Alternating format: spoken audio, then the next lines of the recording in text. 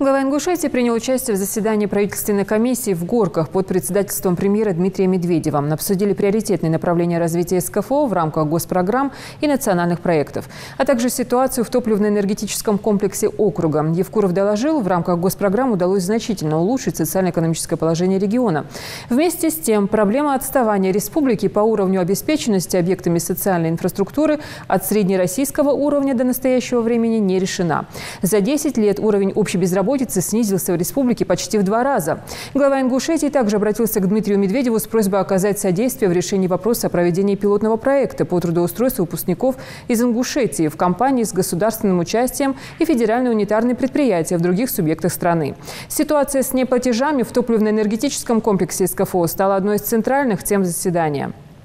Премьер-министр страны также отметил проблему изношенности газовых и электрических сетей на Северном Кавказе. В Ингушетии ключевые показатели по ЖКХ и бюджетным потребителям электроэнергии выполнены. Наблюдается динамика роста платежей в сравнении с прошлым годом по всем категориям потребителей. Глава Ингушетии также выступил с предложением к Дмитрию Медведеву дать поручение по подготовке и реализации программы реконструкции распределительных электрических сетей.